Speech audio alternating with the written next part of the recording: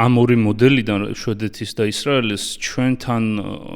სამწუხაროდ უფრო ახლოს არის ისრაელის მოდელი და რატო ანუ საჭიროების სამებრო ვამბობ. იმიტომ რომ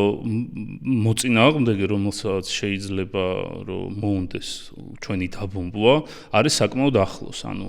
შვედეთივით ის ფუფუნება არ გვაქვს რომ რაღაც რაოდენობა დრო გქონდეს იმისთვის რომ ვიცოდეთ რომ აი ან ბალისტიკური რაკეტა გაუშვეს ან თვითმფრინავი აფრინდა და რამდენიმე წუთი გვაქვს იმისთვის რომ აი გავიდეთ თავშესაფარში შევიდეთ. ანუ სახლთან ახლოს უნდა იყოს განსაკუთრებით ძალიან მჭიდროდ დასახლებულ ადგილებში და განსაკუთრებით იმის ფონზე რომ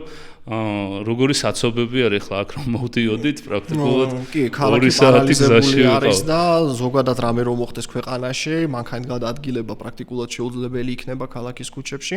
შესაბამისად ის თავშესაფარი უნდა იყოს ისე რომ ადამიანმა ფეხით